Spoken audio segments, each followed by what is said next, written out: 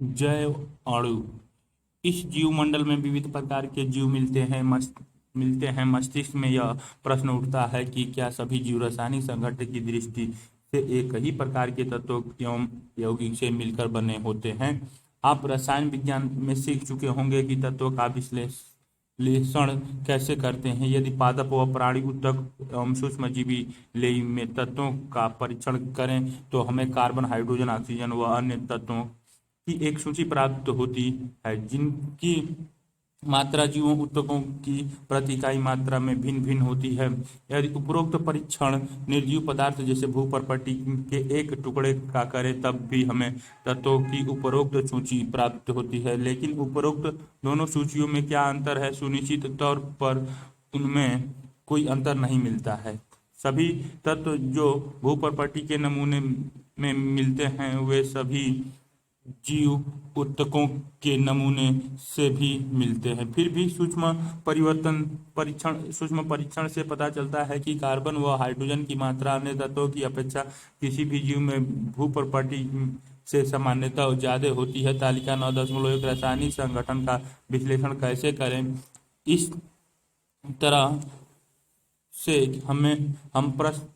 हम पूछ सकते हैं कि जीव में कार्बनिक यौगिक किस रूप में मिलते हैं। उपरोक्त उत्तर पाने के लिए कोई व्यक्ति क्या करेगा? इसका उत्तर पाने के लिए हमें रासायनिक विश्लेषण करना होगा। हम किसी भी जीव ऊतक जैसे सब्जी या यकृत का टुकड़ा आदि को लेकर खरल व मूसल की सहायता से ट्राइक्लोरो एसिटिक अम्ल के साथ पीसते हैं, जिसके बाद एक गाढ़ा कर्दम स्लरी प्राप्त होता है। पुनः इसे महीन कपड़े में रखकर कसकर निचोड़ छानने के बाद दो अंश प्राप्त होते हैं। एक अंश जो अम्ल में घुला होता है और उसे निस्यंद कहते हैं, वह दूसरा अंश अम्ल में अम्लीय है जिसे अम्लीय है जिसे धारी कहते हैं। वैज्ञानिकों ने अम्ल घुलनशील में हजारों कार्बनिक यौगिकों को प्राप्त किया। तुम्हें उच्च कक्षाओं में बताया जाएगा कि जीव ऊतकों के नमूने का विश्लेषण व इनमें मिलने वाले विशेषकर कार्बनिक यौगिकों की पहचान कैसे की जाती है। किसी निचोड़ में मिलने वाले विशेष यौगिक को उसमें मिलने वाले अन्य यौगिकों से अलग करने के लिए विभिन्न पृथक्करण विधि अपनाते हैं जब तक कि वह अलग नहीं हो जाता। दूसरे शब्दों में एक वियुक्ति एक यौगिक शुद्ध यौगिक होता है। विश्लेषणात्मक तकनीकी का प्रयोग कर किसी भी यौगिक के आणविक सूत्र व संभावित संरचना के बारे में जानकारी प्राप्त कर सकते हैं। जीव ऊतकों से मिलकर मिलने वाले सभी कार्बनिक यौगिक को जैव अणु कहते हैं। लेकिन जीवों में भी अकार्बनिक तत्व व यौगिक मिलते हैं।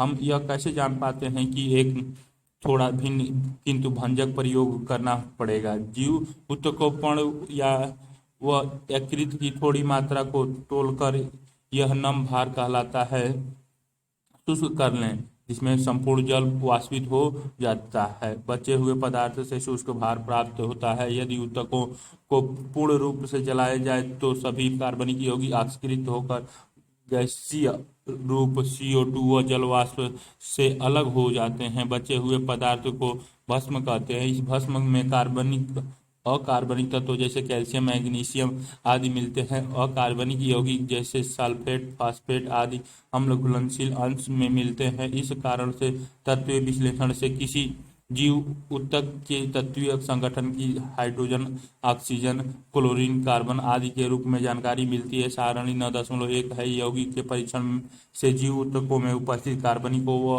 अकार्बनिक तालिका 9.2 यौगिकों के बारे में जानकारी मिलती है।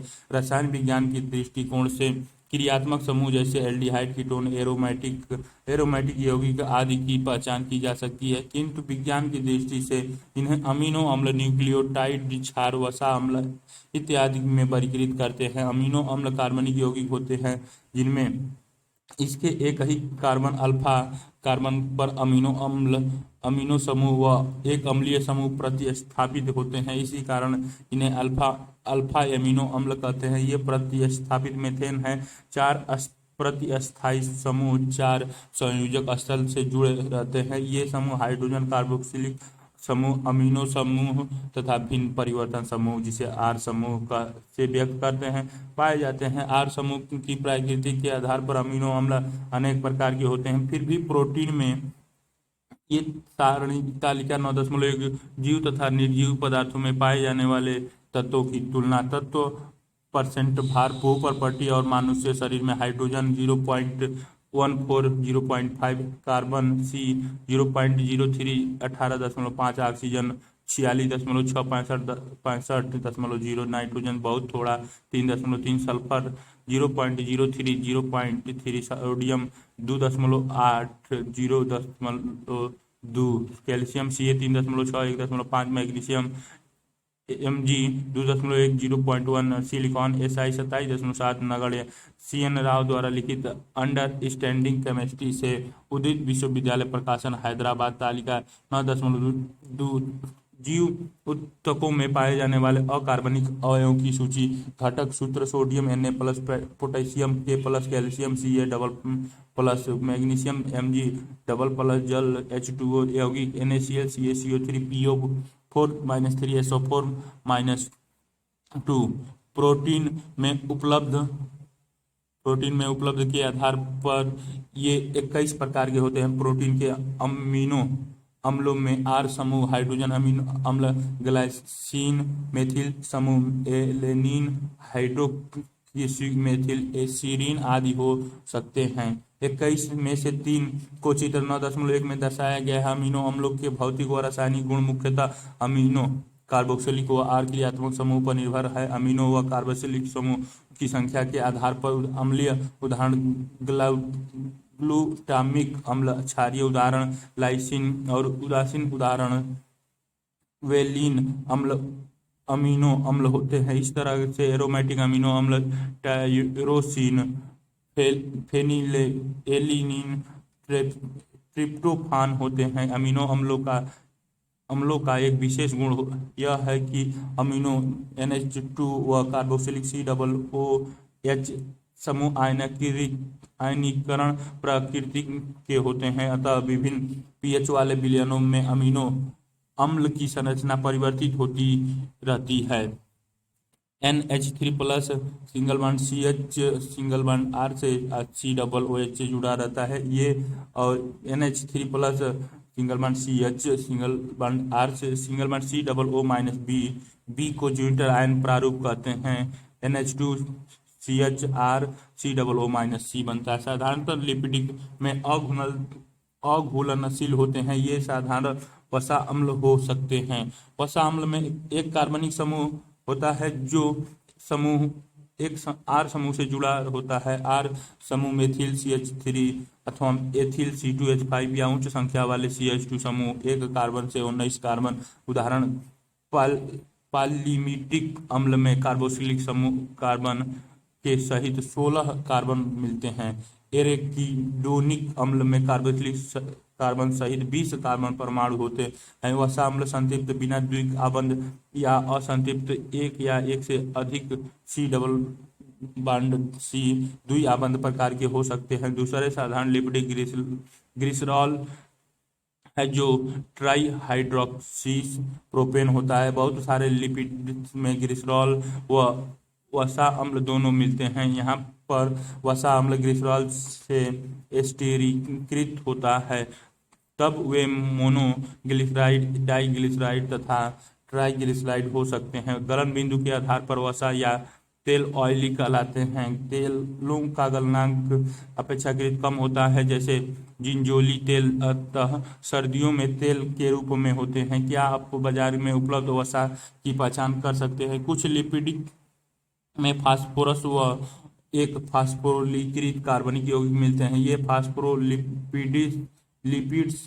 हैं जो कोशिका झिल्ली में मिलते हैं, जैसे लेसिथिन। कुछ ऊतक, विशेष तौर पर तंत्रिका ऊतक में अधिक जटिल संरचना के लिपिड पाए जाते हैं। जीवों में बहुत सारे कार्बनिक यौगिक विषम चक्रीय वलय युक्त भी होते हैं। इनमें से कुछ नाइट्रोजन क्षार एडेनिन, ग्वानिन, साइटोसिन, यूरेसिल तथा थायमिन हैं। वे ये शर्करा से जुड़कर न्यूक्लियोसाइड बनाते हैं। यदि इनमें फास्फेट समूह भी शर्करा से स्थिरीकृत रूप में हो तो इन्हें न्यूक्लियोटाइड कहते हैं। एडेनोसिन, गुआनिन, थाइमिडीन, यूरिडीन व ग्लूकोज के लिए C6H12O6 के लिए ये चित्र CH2OH OH और OH दिखाया गया है। C5H10O 5 राइबोज के लिए OH और O CH2OH से दिखाइए। ग्लाइसिन के लिए HCHNH2COOH, एलेनिन के लिए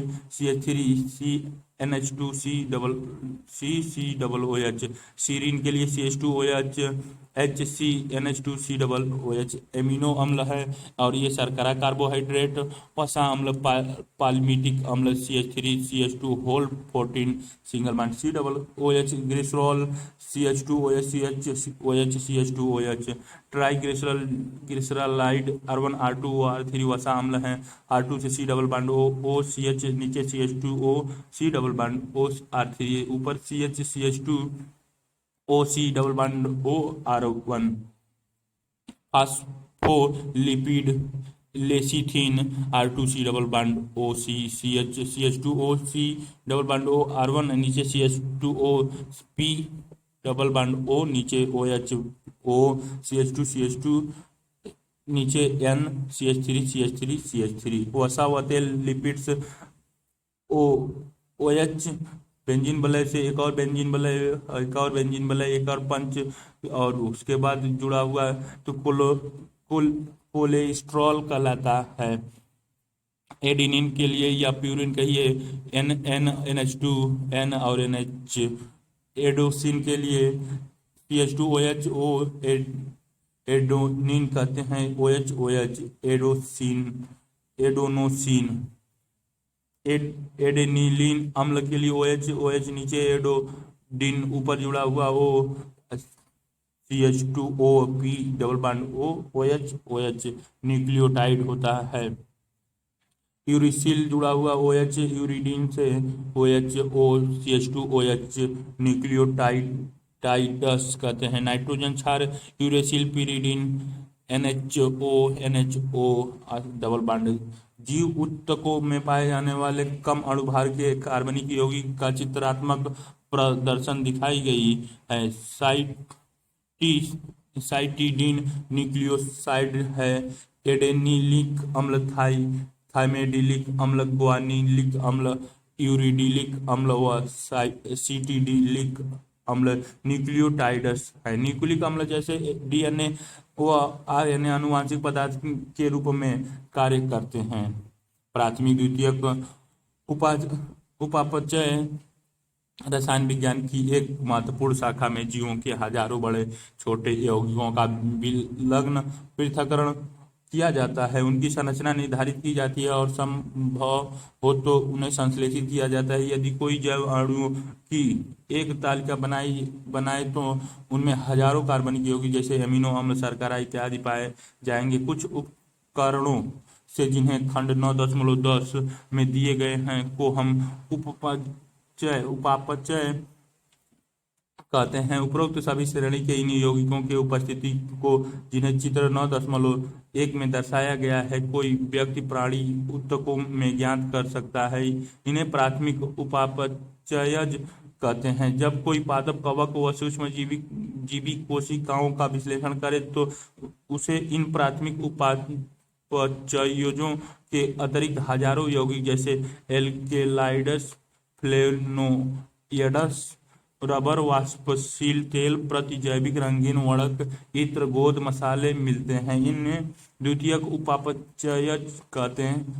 तालिका 9.3 प्राथमिक उपापचय ज्ञात कार्य करते हैं। वे सामान्य कार्यकीय प्रक्रिया में इनकी भूमिका भी ज्ञात है, किंतु हम इस समय सभी द्वितीयक उपापचयजों की जिन प्राणियों में पाए जाते हैं में उनकी भूमिका या कार्य नहीं जानते, जबकि इनमें से बहुत जैसे रबर, औषधि, मसाले व इत्र व वर्णक मनुष्य के कल्याणों में उपयोगी हैं। कुछ द्वितीयक उपापचयों का पारिस्थितिक महत्व है। आप बाद के अध्यायों व वर्षों में इनके बारे में विस्तृत रूप से अध्ययन करेंगे। 9.3 तालिका कुछ द्वितीय उपापचय वर्णक कैरोटीनॉइड्स, एंथोसाइनिन्स आदि, एल्कलॉइड, मॉर्फिन, केरोसिन आदि, टर्पीनोइड्स, मोनोटर्पीन्स, डाइटरपीस आदि, आवश्यक तेल, नींबू घास तेल आदि, टॉक्सिन, एब्रिन, रिसिन, लैक्टिन्स, केनको कोनकेनवेलिन ए, ड्रग्स, बिन ब्लेड, स्टीन, कुरकुमिन आदि, बहुलक पदार्थ, रबर, गोंद, सेलुलोज आदि।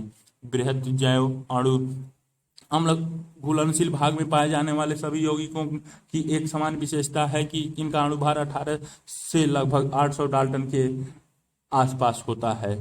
अम्ल अभिलेय अंश में केवल 4 प्रकार के कार्बनिक यौगिक जैसे प्रोटीन, न्यूक्लिक अम्ल, पॉलीसेकेराइड्स व लिपिड्स मिलते हैं। लिपिड्स के अतिरिक्त इस श्रेणी के यौगिकों का अणु भार 10,000 डाल्टन या उसके ऊपर होता है। इस कारण से जैव अणु अर्थात जीवों में मिलने वाले रासायनिक यौगिक 2 प्रकार के होते हैं। एक वे हैं जिनका अणुभार 1000 डाल्टन से कम होता है, जिन्हें सामान्यतः सूक्ष्म अणु या जैव अणु कहते हैं, जबकि जो अम्ल अभिलेय अंश में पाए जाते हैं उन्हें बृहत अणु या बृहत जैव अणु कहते हैं।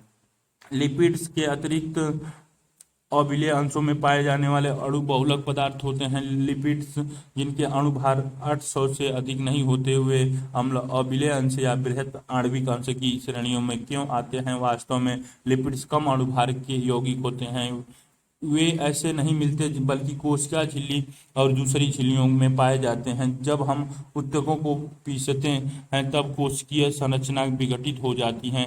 कोशिका झिल्ली व अन्य दूसरी झिल्लियां टुकड़ों में विखंडित हो जाती हैं तथा पुटिका बनती हैं जो जल में घुलनशील नहीं है। यदि इस कारण से इन झिल्लियों में पुटिका के रूप में टुकड़ों अम्ल अभिलेय भाग के साथ पृथक हो जाते हैं जो पृथक आणविक अंश का भाग होते हैं। सही अर्थ में लिपिड बृहत अणु नहीं है। अम्ल विलेय अंश वास्तव में कोशिका द्रव्य संगठन का भाग है। कोशिका द्रव्य व अंगों के बृहत अणु अम्ल अभिलेय अंश होते हैं। ये दोनों आपस में मिलकर जीव ऊतकों या जीवों का संगठन बनाते हैं। सापेक्ष में यदि जीव ऊतकों में पाए जाने वाले रासायनिक संगठन का बाहुल्यता की दृष्टि से श्रेणीबद्ध किया जाए तो हम पाते हैं कि जीवों में पानी सबसे सर्वाधिक बाहुल्यता से मिलने वाला रसायन है। तालिका 9.4 कोशिकाओं का औसत संगठन अवयव, कुल कोशिकीय भार का प्रतिशत, जल में 70 से 90%, प्रोटीन में 10 से 15%, कार्बोहाइड्रेट में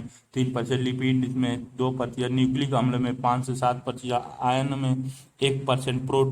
प्रोटीन पॉलीपेप्टाइड होते हैं। ये अमीनो अम्ल की रेखीय श्रृंखलाएं होती हैं जो पेप्टाइड बंधों से जुड़ी होती हैं, जैसा कि चित्र 9.2 में दर्शाया गया है।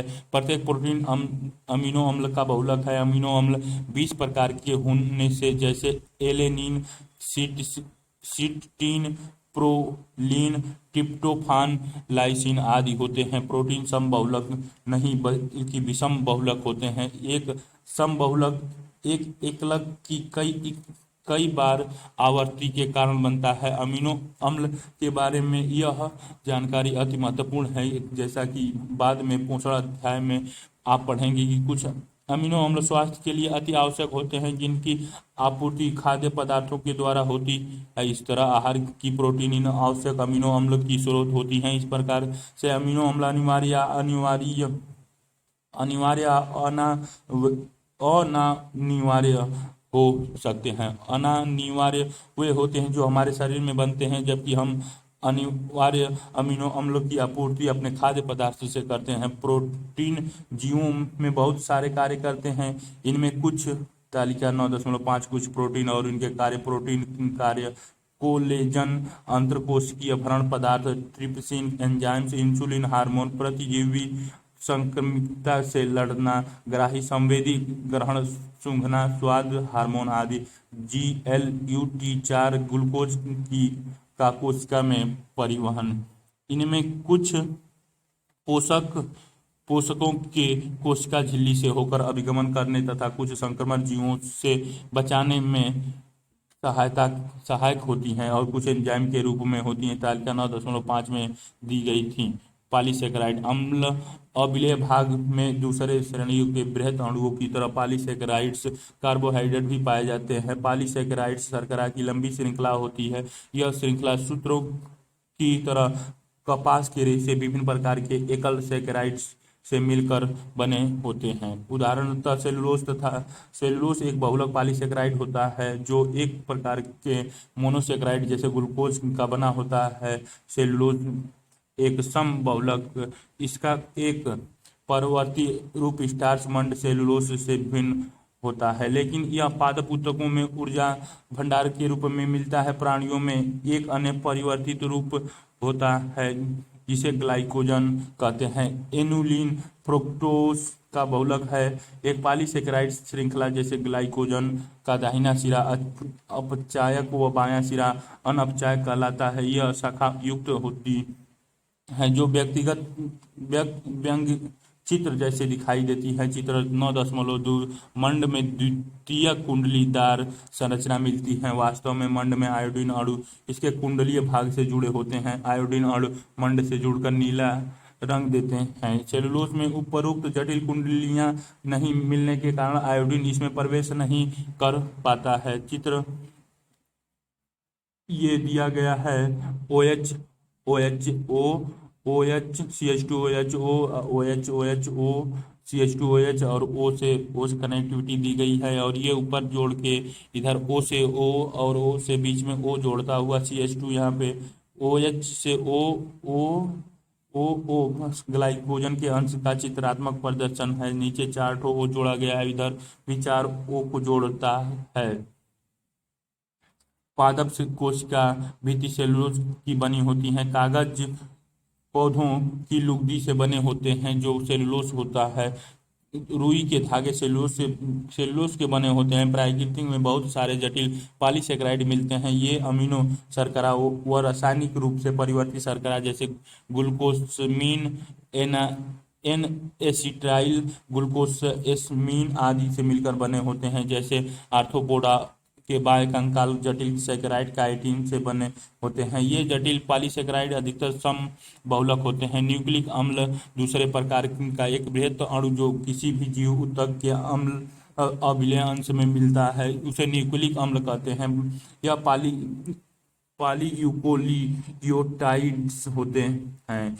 यह पॉलीसेकेराइड व पॉलीपेप्टाइड के साथ संविष्ट होकर किसी भी जीव ऊतक या कोशिका का वास्तविक बृहद आणविक अंश बनाता है। न्यूक्लिक अम्ल न्यूक्लियोटाइड से मिलकर बने होते हैं। एक न्यूक्लियोटाइड 3 भिन्न रासायनिक संगठनों से मिलकर बना होता है।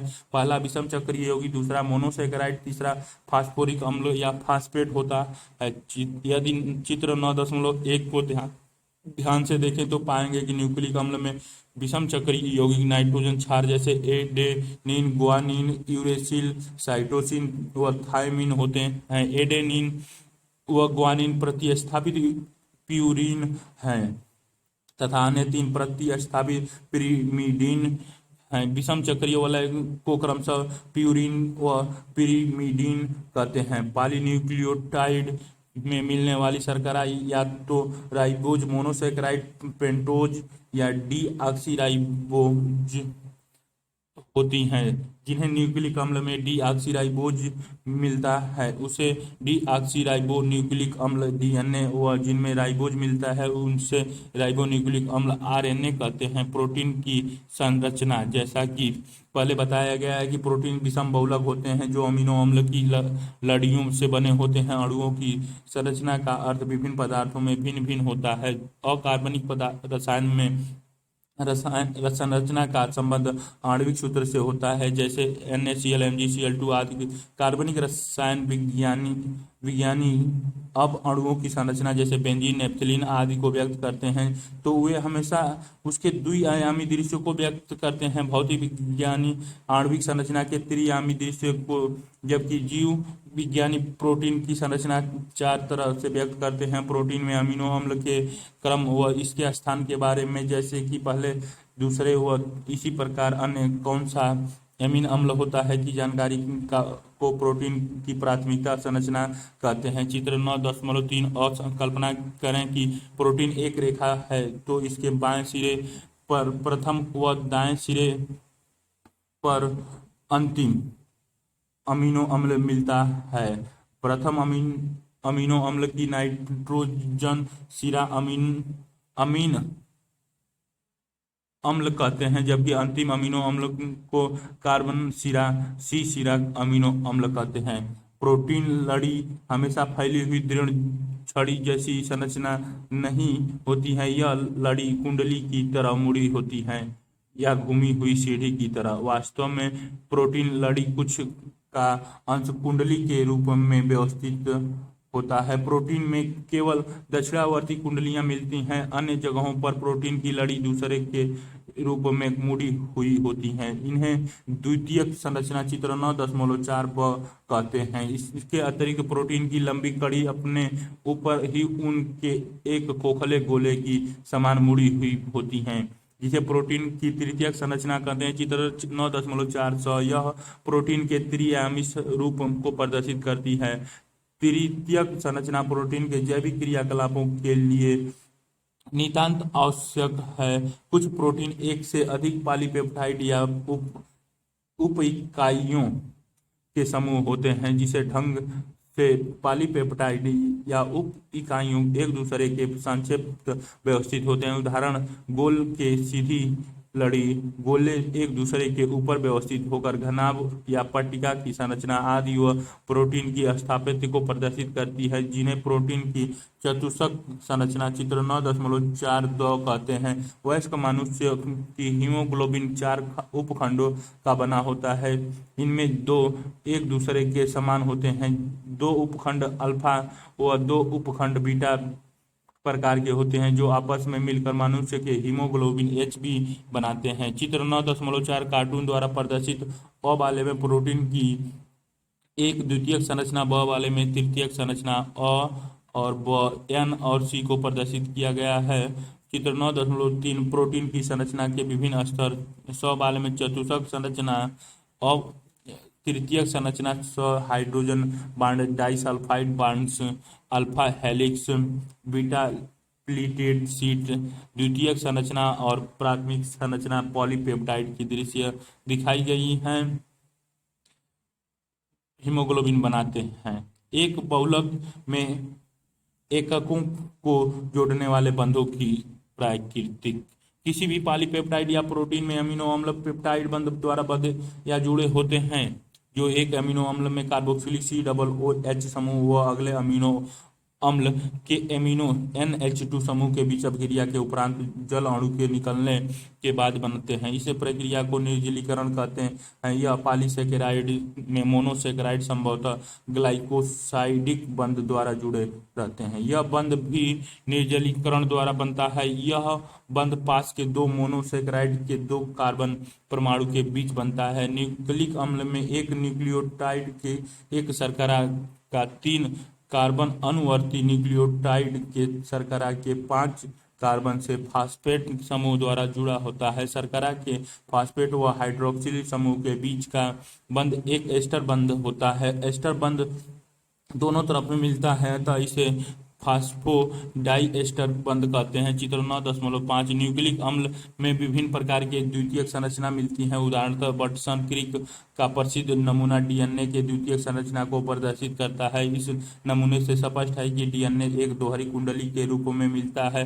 पॉलीयूक्लियोटाइड्स की दोनों लड़ियां प्रति समांतर हैं, जो एक दूसरे की विपरीत दिशाओं में होती हैं। इनका मुख्य भाग शर्करा फास्फेट शर्करा श्रृंखला से बना होता है। नाइट्रोजन क्षार एक दूसरे की तरफ मुख्य किए हुए मुख्य भाग पर लगभग लंबवत प्रक्षेपित होते हैं। एक लड़ी के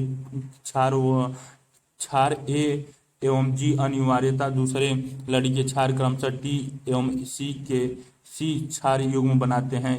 A एवं T के बीच 2 हाइड्रोजन बंध, जबकि G व C के बीच 3 हाइड्रोजन बंध होते हैं। थायमीन और एडिसिन थायमिन और एडिसिन के बीच में 2 बंध दिखाए गए हैं। गुआनिन साइटोसिन के बीच में 3 बंध दिखाए गए हैं। 5-3 के बीच में, यहाँ 5-3 के बीच में प्रदर्शित ये OCH2O थायमिन से जुड़ा हुआ, एडेनिन से OCH3 OP से O जुड़ा हुआ, OHCH3 OH साइटिसिन, और गुआनिन से OCH2OP, O से P। डीएनए का द्वितीयक संरचना का चित्रात्मक प्रदर्शन दिखाई गई है। श्रृंखला एक घुमावदार सीढ़ी जैसी प्रतीत होती है। सीढ़ी का प्रत्येक पद क्षारों युग्मों का बना होता है। सीढ़ी का प्रत्येक पद दूसरे पद से 360 के कोण पर घुमा होता है। कुंडलित श्रृंखला के एक पूर्ण घुमाव में 10 पद या 10 क्षार युग्म पाए जाते हैं। इस तरह आप डीएनए का रेखा चित्र बनाने का प्रयास कर सकते हैं। एक पूर्ण घुमाव की लंबाई 34 एंगस्ट्रॉम होती है, जबकि 2 क्षार युग्मों के बीच खड़ी दूरी 3.4 एंगस्ट्रॉम होती है। उपरोक्त वर्णित विशेषता युक्त डीएनए को BDNA कहते हैं। उच्च कक्षाओं में तुम्हें बताया जाएगा कि 1 दर्जन से भी अधिक प्रकार के डीएनए होते हैं, जिनका नामकरण संरचनात्मक विशेषता के आधार पर अंग्रेजी की वर्णमाला के आधार पर किया गया है। शरीर अवयवों की गतिकी अवस्था का उपापचय की संकल्पना। जब हम लोग ने अब तक जो अध्ययन किया है उनके अनुसार जीव, चाहे वह साधारण जीवाणु कोशिका हो, प्रोटोजोआ, पौधा या प्राणी हो, ये सभी हजारों कार्बनिक यौगिकों से मिलकर बने होते हैं। ये यौगिक या जैव अणु एक निश्चित सांद्रता में मिलते हैं। इन्हें मोल्स प्रति कोशिका या मोल्स प्रति लीटर आदि के रूप में व्यक्त करते हैं। अध्ययन से एक जो प्रमुख जानकारी प्राप्त हुई है उसके अनुसार जैव अणुओं में हेर फेर होता रहता है। इससे तात्पर्य है कि ये गोलाकार दूसरे नए जैव अणुओं में परिवर्तित होते रहते हैं और दूसरे जैव अणुओं से मिलकर बनते रहते हैं। जीवधारियों में यह निर्माण व विखंडन रासायनिक अभिक्रिया द्वारा लगातार होता है। सभी इन रासायनिक अभिक्रियाओं को उपापचय कहते हैं। सभी उपापचयी अभिक्रियाओं द्वारा जैव अणु का रूपांतरण होता रहता है। कुछ उपापचयी रूपांतरण के उदाहरण निम्न: एमिनो अम्ल से कार्बन डाइऑक्साइड के निकलने के बाद एमिनो अम्ल का एमीन में बदलना, न्यूक्लियोटाइड क्षार से एमिनो समूह का अलग होना, डाइसैकेराइड में ग्लाइकोसाइड बंध का जल अपघटन। इस प्रकार 10 से हजारों उदाहरण की सूची बना सकते हैं। अधिकांशतः इस प्रकार की रासायनिक अभिक्रियाएं अकेले नहीं होती बल्कि सदैव अन्य दूसरी अभिक्रियाओं से जुड़ी होती हैं। उपापचयों का एक दूसरे में परिवर्तन आपस में जुड़ी हुई अभिक्रियाओं की श्रृंखलाओं से होती हैं, जिन्हें उपापचयी पथ कहते हैं। ये उपापचयी पथ शहर की कार, मोटर यातायात व्यवस्था जैसी होती हैं। ये पथ या तो रेखीय या वृत्ताकार होते हैं। ये पथ एक दूसरे से आड़े तिरछे यातायात के संगम जैसी दिखाई पड़ते हैं। उपापचयज यातायात के कार, मोटर सदृश एक निश्चित वेग व दिशा में उपापचयी पथ से होकर गमन करते हैं। यह उपापचयज बहाव शरीर के घटक की गति की अवस्था कहलाता है। सबसे महत्वपूर्ण यह है कि आपस में जुड़े हुए यह उपापचयी यातायात अत्यंत निर्बाध गति से बिना दुर्घटना के स्वस्थ अवस्था बनाए रखने के लिए होता रहता है। इन उपापचयी अभिक्रियाओं की दूसरे विशेषता यह है कि इनकी प्रत्येक रासायनिक क्रिया उत्प्रेरक अभिक्रियाएं हैं। जीव तंत्र में कोई भी उपापचयी रूपांतरण बिना उत्प्रेरक के संपन्न नहीं होता है। कार्बन डाइऑक्साइड का पानी में घुलना जो एक भौतिक प्रक्रिया है, लेकिन जीव तंत्र में यह एक उत्प्रेरित अभिक्रिया होती है। उत्प्रेरक जो किसी उपापचयी रूपांतरण का गति को बढ़ाते हैं वो भी प्रोटीन होते हैं। ये प्रोटीन जिनमें उत्प्रेरण की क्षमता होती है उन्हें एंजाइम कहते हैं। जीव की उपापचयी पथ द्वारा साधारण साधारण पदार्थों से जटिल पदार्थ जैसे एसिटिक अम्ल को कोलेस्ट्रॉल का बनना, व जटिल पदार्थों से सरल पदार्थ जैसे कंकाली पेशियों में ग्लूकोज के लैक्टिक अम्ल का निर्माण होता रहता है। पहली प्रकार की प्रक्रिया को जैव संश्लेषण पथ या उपापचयी पथ कहते हैं। दूसरी प्रक्रिया में उपापचयी और विखंडन होता है, इसीलिए इसे उपापचयी पथ कहते हैं। उपापचयी पथों में ऊर्जा खर्च होते हैं। एमिनो अम्ल से प्रोटीन के निर्माण में ऊर्जा की आवश्यकता होती है। दूसरी तरफ उपापचयी पथ द्वारा ऊर्जा मुक्त होती है, जैसे कंकाली पेशियों में जब ग्लूकोज लैक्टिक अम्लों में टूटता है तो ऊर्जा मुक्त होती है। यह उपापचयी पथ जिसके द्वारा ग्लूकोज से लैक्टिक अम्ल का निर्माण होता है 10 उपापचयी चरणों से पूर्ण होती है तथा इसे ग्लाइकोलिसिस कहते हैं। जीवों में विखंडन द्वारा निकलने वाली यह ऊर्जा रासायनिक बंध के रूप में संचित कर ली जाती है। यह बंध ऊर्जा जब और जहां आवश्यक होती है, जैसे जैव संश्लेषण, प्रासरण व यांत्रिक कार्य किए जाने पर इसका उपयोग किया जाता है। ऊर्जा की मुद्रा का सर्वाधिक महत्वपूर्ण स्वरूप जीव तंत्र में एक रसायन में बंध ऊर्जा के रूप में मिलता है, जिसे एडिनोसिन ट्राइफॉस्फेट एटीपी कहते हैं। जीव अपनी ऊर्जा कैसे प्राप्त करते हैं, उनमें किस तरह की योजना विकसित हुई है, वे इस ऊर्जा को कैसे व किस रूप में संचित करते हैं, इस ऊर्जा को वे कार्य में कैसे बदलते हैं, तुम इन सब चीज़ों के बारे में बाद में उच्च कक्षाओं में एक नई शाखा में अध्ययन करोगे, जैसे जैव ऊर्जा विज्ञान, बायो एनर्जी जेनेटिक कहते हैं। जीव अवस्था, इस अवस्था में आप समझ चुके होंगे कि जीव में अनेक अनुसार एक निश्चित सांद्रता में हजारों रासायनिक यौगिक मिलते हैं, जिसे उपापचय या जैव अणु कहते हैं। उदाहरणतः सामान्यतः स्वस्थ व्यक्ति में रक्त शर्करा की मात्रा 4.2 से 6.1 मिली मोल, जबकि हार्मोन की नैनोग्राम प्रति मिलीलीटर होती है। सबसे महत्वपूर्ण तथ्य यह है कि जैविक तंत्र में सभी जीवों एक स्थिर अवस्था में मिलते हैं, जिनमें सभी जैव अणुओं की एक निश्चित मात्रा होती है। ये जैव अणु एक उपापचयी प्रवाह में होते हैं। कोई भी रासायनिक या भौतिक प्रक्रिया स्वतः साम्य अवस्था को प्राप्त करती है।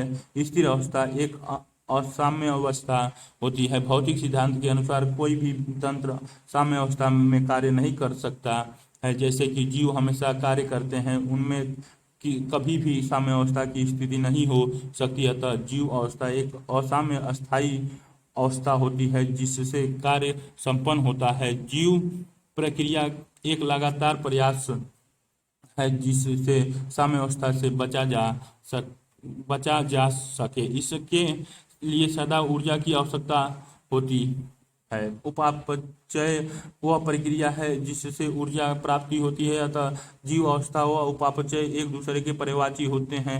बिना उपापचय के जीव अवस्था प्राप्त नहीं हो सकते। एंजाइम, लगभग सभी एंजाइम प्रोटीन होते हैं। कुछ न्यूक्लिक अम्ल एंजाइम की तरह व्यवहार करते हैं, इन्हें राइबोजाइम्स कहते हैं। किसी भी एंजाइम को रेखीय चित्र द्वारा चित्रित कर सकते हैं। एक एंजाइम में भी प्रोटीन की तरह प्राथमिक संरचना मिलती है, जो एमिनो अम्ल की श्रृंखला से बना होता है। प्रोटीन की तरह एंजाइम में भी द्वितीयक व तृतीयक संरचना मिलती है। जब आप तृतीयक संरचना चित्र 9.4 को देखेंगे तो आप ध्यान देंगे कि प्रोटीन श्रृंखला का प्रमुख भाग अपने ऊपर स्वयं कुंडली होता है और श्रृंखला स्वयं आड़ी तिरछी स्थित होती हैं।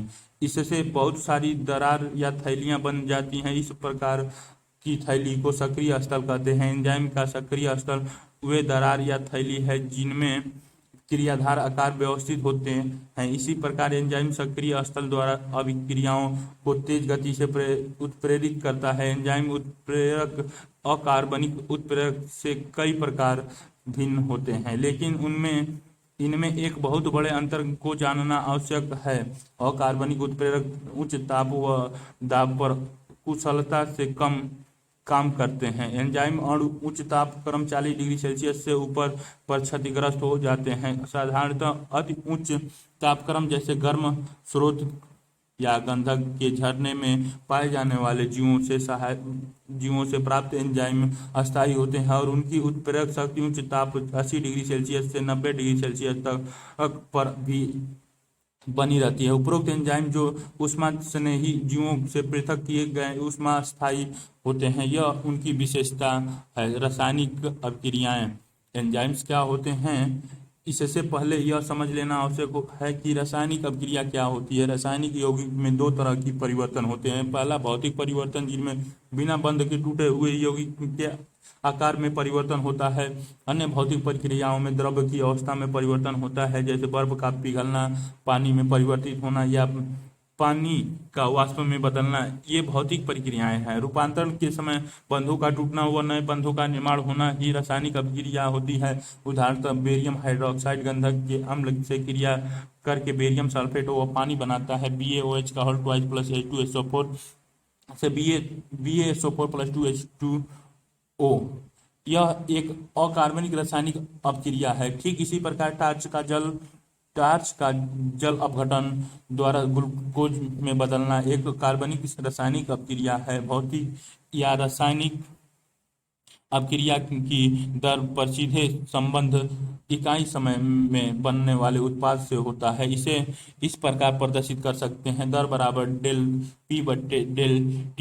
यदि दिशा निर्धारित हो तो इस दर को वेग भी कहते हैं। भौतिक और रासायनिक प्रक्रियाओं की दर अन्य कारकों के साथ साथ तापक्रम द्वारा प्रभावित होती है।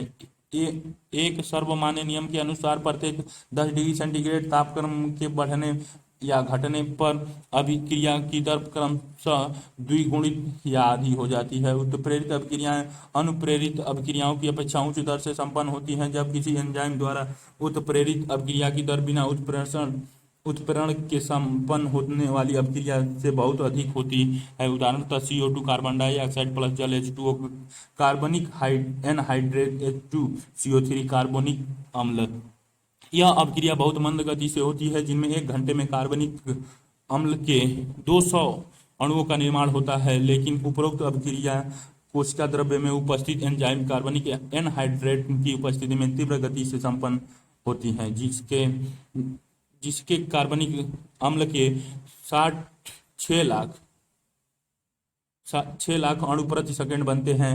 एंजाइम ने इस क्रिया की दर को 10 लाख गुना बढ़ा दिया है। एंजाइम की यह शक्ति वास्तव में अविश्वसनीय लगती है। हजारों प्रकार के एंजाइम्स होते हैं जो विशेष प्रकार के रासायनिक व उपापचयी अभिक्रियाओं को उत्प्रेरित करते हैं। बहुचरणीय रासायनिक अभिक्रियाओं में जहां प्रत्येक चरण एक ही जटिल एंजाइम या विभिन्न प्रकार के एंजाइम से उत्प्रेरित होते हैं तो इन्हें उपापचयी पथ कहते हैं। जैसे उदाहरण, ग्लूकोज से 2-पायरुविक अम्ल C6H12O6 प्लस O2 से 2C3H4O3 प्लस 2H2O। ग्लूकोज से पायरुविक अम्ल का निर्माण एक रासायनिक पथ द्वारा होता है, जिसमें 10 विभिन्न प्रकार के एंजाइम उपापचयी अभिक्रियाओं को उत्प्रेरित करते हैं। आप अध्याय 14 में उपरोक्त अभिक्रियाओं के बारे में अध्ययन करेंगे। इस अवस्था में आपको जान लेना चाहिए कि एक ही उपापचयी पथ एक या दो अतिरिक्त अभिक्रियाओं के द्वारा विभिन्न प्रकार के उपापचयी उत्पाद बनाते हैं। हमारी कंकालीय पेशियों में अनाक्सीय स्थिति में लैक्टिक अम्ल का निर्माण होता है, जबकि सामान्य आक्सीय स्थिति में पारुविक अम्ल का निर्माण होता है। खमीर में किण्वन के दौरान उपरोक्त पथ द्वारा इथेनॉल एल्कोहल का निर्माण होता है। विभिन्न दिशाओं में विभिन्न प्रकार के उत्पाद का निर्माण संभव है। एंजाइम द्वारा उच्च दर से रासायनिक रूपांतरण कैसे होता है, इसे समझने के लिए एंजाइम के बारे में थोड़ा विस्तृत अध्ययन करना पड़ेगा। सक्रिय स्थल के बारे में हम पहले ही पढ़ चुके हैं। रासायनिक या उपापचयी रूपांतरण एक अभिक्रिया होती है जो रासायनिक केमिकल उत्पाद में रूपांतरित होता है, जिसे क्रियाधार सबस्ट्रेट कहते हैं। एंजाइम जो एक सक्रिय स्थल सहित एक त्रिविमीय संरचना की प्रोटीन है जो एक क्रियाधार को उत्पादन में बदलता है। सांकेतिक रूप से इसे निम्न ढंग से चित्रित कर सकते हैं: क्रियाधार यश से पीक प्रोडक्ट। क्रियाधार यश एंजाइम के सक्रिय स्थल जो दरार या पुटिका के रूप में होता है से जुड़ा जाता है। क्रियाधार सक्रिय स्थल की ओर जाते हैं। इस प्रकार आवश्यक एंजाइम क्रियाधार सम्मिश्र ES का अविकल्पीय निर्माण होता है। ई एंजाइम को प्रदर्शित करता है। इस समूह का निर्माण एक अल्पकालिक घटना है। क्रियाधार एंजाइम के सक्रिय स्थल से जुड़ने की अवस्था में क्रियाधार की नई संरचना का निर्माण होता है, जिसे संक्रमण अवस्था संरचना कहते हैं। इसके बाद शीघ्र ही प्रत्याशित बंध के टूटने या बनने के उपरांत सक्रिय स्थल से उत्पाद अवमुक्त होता है। दूसरे शब्दों में क्रियाधार की संरचना उत्पाद की संरचना में रूपांतरित हो जाती है। रूपांतरण का यह पथ तथा कथित संक्रमण अवस्था के द्वारा होता है। अस्थायी क्रियाधार व उत्पादन के बीच में बहुत सारी रूपांतरित संरचनात्मक अवस्था हो सकती हैं। इस कथन का आशय है कि बनने वाली सभी मध्यवर्ती संरचनात्मक अवस्थाएं अस्थायी होती हैं। अस्थायित्व का संबंध अणुओं की ऊर्जा अवस्था या संरचना से जुड़ा होता है। यदि इसे संरचनात्मक लेखाचित्र के रूप में प्रदर्शित किया जाए तो यह चित्र 9.6 के अनुरूप होगा। वाई अक्ष अंतर्निहित ऊर्जा अंश को व्यक्त करता है। यह अक्ष संरचनात्मक रूपांतरण की या वह अवस्था जिसका निर्माण मध्यवर्ती संरचना द्वारा होता है की प्रगति को व्यक्त करता है।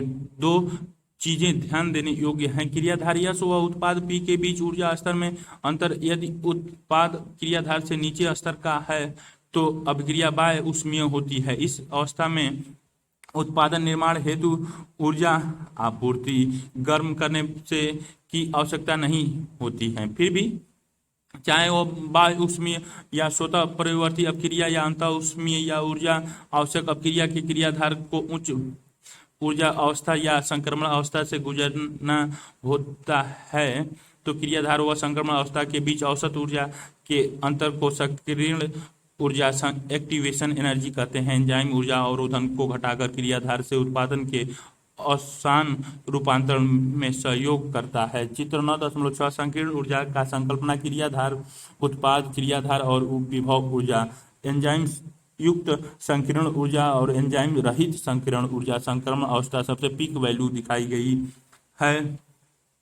एंजाइम क्रिया की प्रकृति। प्रत्येक एंजाइम के अणु की क्रियाधार बंधन स्थल सबस्ट्रेट बॉन्डिंग साइट मिलती है जो क्रियाधार यश से संबंध कर सक्रिय एंजाइम की क्रियाधार समृद्ध यश का निर्माण करता है। यह समृद्ध अल्पावधि का होता है जो उत्पाद पी एवं अपरिवर्तित एंजाइम में विघटित हो जाता है। इसके पूर्व मध्य अवस्था के रूप में एंजाइम उत्पाद ईपी जटिल का निर्माण होता है। एंजाइम क्रियाधार जटिल ईएस का निर्माण उत्प्रेरण के लिए आवश्यक होता है। एंजाइम प्लस क्रियाधार। एंजाइम क्रियाधार जटिल से एंजाइम उत्पाद जटिल से एंजाइम प्लस उत्पाद। एंजाइम क्रिया के उत्प्रेरक चक्र को निम्न चरणों में व्यक्त किया जाता है।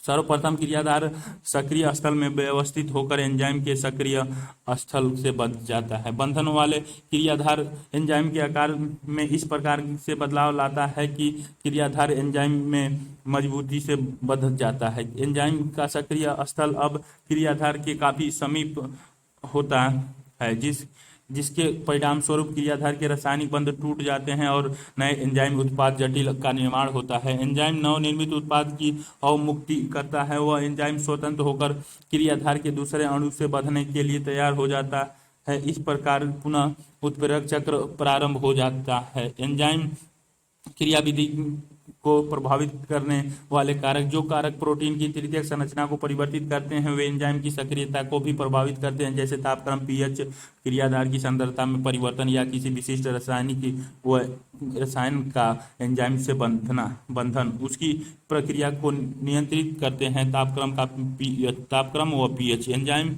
सामान्यतः तापक्रम व पीएच के लघु परिसर में कार्य करते हैं। चित्र 9.7 प्रत्येक एंजाइम की अधिकतम क्रियाशीलता एक विशेष तापक्रम व पीएच पर ही होती है, जिसे क्रमशः इष्टतम तापक्रम व पीएच कहते हैं। इस इष्टतम मान के ऊपर या नीचे होने की क्रियाशीलता घट जाती है। निम्न तापक्रम एंजाइम को अस्थायी रूप से निष्क्रिय अवस्था में सुरक्षित रखता है, जबकि उच्च तापक्रम एंजाइम की क्रियाशीलता को समाप्त कर देता है, क्योंकि उच्च तापक्रम एंजाइम के प्रोटीन को विकृत कर देता है। क्रियाधार की सांद्रता यश के बढ़ने के साथ साथ पहले से एंजाइम क्रिया की गति भी बढ़ती है। प्रत्येक अंतोगत्व सर्वोच्च गति Vmax प्राप्त करने के बाद क्रियाधार एंजाइम की सक्रियता। पीएच ओ वाले में 100 वाले में तापक्रम और भी वेलोसिटी जो मैक्सिमम यानी अधिकतम, भी मैक्सिमम का आधा, क्रिया का वेग, और यहाँ पे कियम यस दिया गया है। पीएच ओ वाले में ब वाले में तापक्रम, 100 वाले में क्रियाधार की सांद्रता का एंजाइम सक्रियता पर परिवर्तन का प्रभाव। सांद्रता की सांद्रता बढ़ने पर भी अग्रसर नहीं होती है। ऐसा इसलिए होता है कि एंजाइम के अणुओं की संख्या क्रियाधार के अणुओं से कहीं कम होती है, और इन अणुओं से एंजाइम के संतृप्त होने के बाद एंजाइम का कोई भी अणु क्रियाधार के अतिरिक्त अणुओं से बंधन करने के लिए मुक्त नहीं बचता है। चित्र 9.7 किसी भी एंजाइम की क्रियाशीलता विशिष्ट रसायनों की उपस्थिति में संवेदनशीलता होती है जो एंजाइम से बंधे हैं। जब रसायन का एंजाइम में बंधने के उपरांत इसकी क्रियाशीलता बंद हो जाती है तो इस प्रक्रिया को इस दमन इनहाइबिटेशन व उस रसायन के संदमक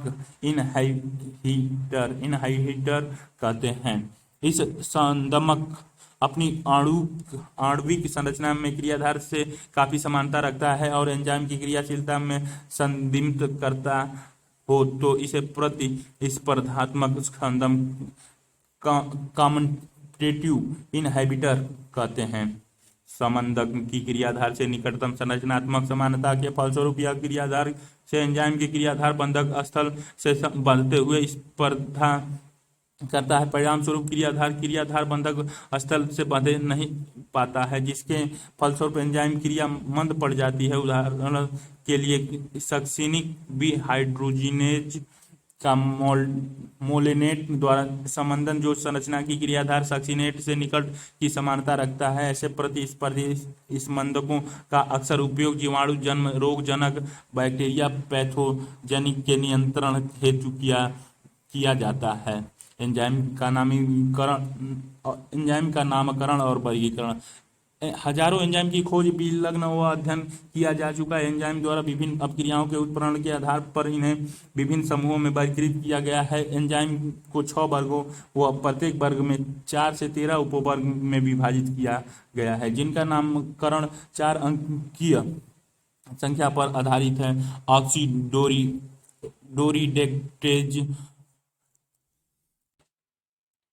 डिहाइड्रोजिनेशन एंजाइम जो 2 क्रियाधारकों S व KS1 बीच अक्षीय अपचयन को उत्प्रेरित करते हैं, जैसे S अपचयित प्लस S1 ऑक्सीकृत बराबर S ऑक्सीकृत प्लस S1 अपचयित। तो ट्रांसफेरेजस एंजाइम्स क्रियाधारकों के एक जोड़े S व S1 के बीच एक समूह हाइड्रोजन के अतिरिक्त के स्थानांतरण को उत्प्रेरित करते हैं, जैसे S minus G plus S1 arrow S plus S1 G। हाइड्रोजिलेशन enzyme ester ether peptide glycoside carbon halide या फास्फोरस नाइट्रोजन बंधों का जल अपघटन करते हैं। लियोजेज जल अपघटन के अतिरिक्त विधि द्वारा एंजाइम क्रियाधारकों से समूहों के अलग होने को उत्प्रेरित करते हैं, जिसके फलस्वरूप द्विबंध का निर्माण होता है। X c single bond c, y से x y plus c double bond c. Isomerase वे सभी एंजाइम जो प्रकाशीय समय ज्यामिति व स्थिति समझौता के अंतर रूपांतरण को उत्प्रेरित करते हैं, आइसोमेरिज में होते हैं। लाइगेजेशन एंजाइम 2 यौगिकों के आपस में जुड़ने को उत्प्रेरित करते हैं, जैसे एंजाइम जो carbon oxygen, carbon sulphur, carbon nitrogen व फास्फोरस ऑक्सीजन बंधों के निर्माण के लिए उत्प्रेरित करते हैं। सहकारक कोफैक्टर्स एंजाइम एक या अनेक बहुपेप्टाइड श्रृंखलाओं से मिलकर बना होता है, फिर भी कुछ स्थितियों में इतर प्रोटीन अवयव जिसे सहकारक कहते हैं एंजाइम से बंधकर उसे उत्प्रेरक क्रिया सक्रिय बनाते हैं। इन उदाहरणों में एंजाइम के केवल प्रोटीन भाग के एपो एंजाइम्स कहते हैं। सहकारक 3 प्रकार के होते हैं: प्रोस्थेटिक समूह, सह एंजाइम व धातु आयन। प्रोस्थेटिक समूह कार्बनिक यौगिक होते हैं। यह अन्य सहकारकों से इस प्रकार भिन्न होते हैं कि ये एपो एंजाइम्स से दृढ़ता से बंधे होते हैं। उदाहरण स्वरूप एंजाइम पर ऑक्सीडेज व केटलेज जो हाइड्रोजन पेरोक्साइड को ऑक्सीकृत व पानी में विखंडित करते हैं। हिम प्रोस्थेटिक समूह होता है जो एंजाइम के सक्रिय स्थल से जुड़ा होता है। सह एंजाइम भी कार्बनिक यौगिक होते हैं और इनका संबंध एपो एंजाइम्स से अस्थायी होता है जो सामान्यतः उत्प्रेरण के दौरान बनता है। सह एंजाइम विभिन्न एंजाइम से उत्प्रेरक अपक्रियाओं में सहकारक के रूप में कार्य करते हैं। अनेक सह एंजाइम का मुख्य रासायनिक अवयव विटामिन होते हैं। जैसे सह एंजाइम से nicotinamide, adenine dinucleotide, NAD, nicotinamide, adenine dinucleotide phosphate, NADP, vitamin niacin से जुड़े होते हैं। धातु आयन, कई एंजाइम्स की क्रियाशीलता धातु आयन की आवश्यकता होती है जो सक्रिय स्थल पर पार्श्व श्रृंखला से समन्वय बंध बनाते हैं। वह उसी समय एक से अधिक समन्वय बंध द्वारा क्रियाधार से जुड़े होते हैं। जैसे प्रोटियोलेटिक एंजाइम्स कार्बोक्सीपेप्टीज से लिंक एक सहकारक के रूप में जुड़े होते हैं। एंजाइम में यदि सहकारक को अलग कर दिया जाए तो उनकी उत्प्रेरक क्रियाशीलता समाप्त हो जाती है। इससे स्पष्ट है कि एंजाइम की उत्प्रेरक क्रियाशीलता हेतु ये निर्णायक भूमि अदा करते हैं।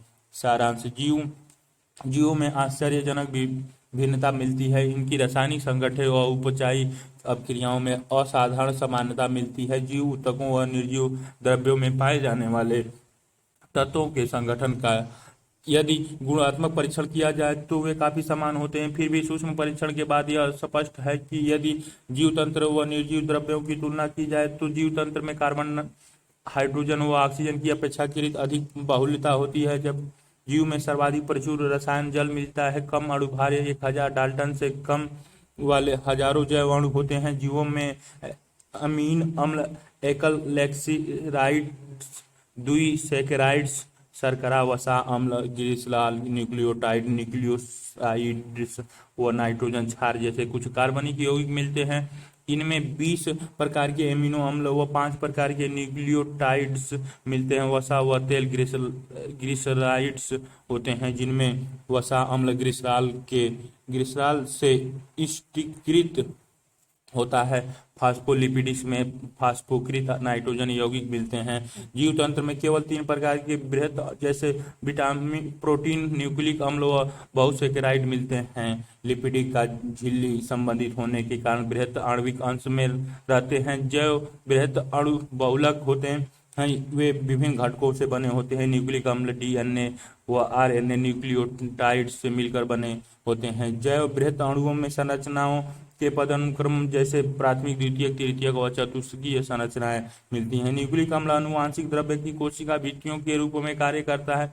बहुसैकराइड्स पौधे, कवक व संधिपादों के बाह्य कंकाल के घटक हैं। ये ऊर्जा के संचित रूप जैसे स्टार्च व ग्लाइकोजन में भी मिलते हैं। प्रोटीन विभिन्न कोशिकीय कार्यों में सहायक करते हैं। उनमें से कुछ एंजाइम, प्रतिरक्षी, ग्राही, हार्मोन व दूसरे संरचनात्मक प्रोटीन होते हैं। प्राणी जगत में सर्वाधिक प्रचुरता में मिलने वाली प्रोटीन कोलेजन व संपूर्ण जैवमंडल में सर्वाधिक प्रचुरता में मिलने वाली प्रोटीन रूबिस्को है। एंजाइम्स प्रोटीन होते हैं जो कोशिकाओं में जैव रासायनिक क्रियाओं की उत्प्रेरक शक्ति होते हैं। प्रोटीन में एंजाइम्स क्रियाशीलता हेतु इष्टतम तापक्रम व पीएच की आवश्यकता होती है। एंजाइम्स अभिक्रिया की दर को काफी तीव्र कर देते हैं। न्यूक्लिक अम्ल आनुवांशिक सूचनाओं के वाहक होते हैं जो इसे पृथक प्रीणि से संतति में आगे बढ़ाते हैं।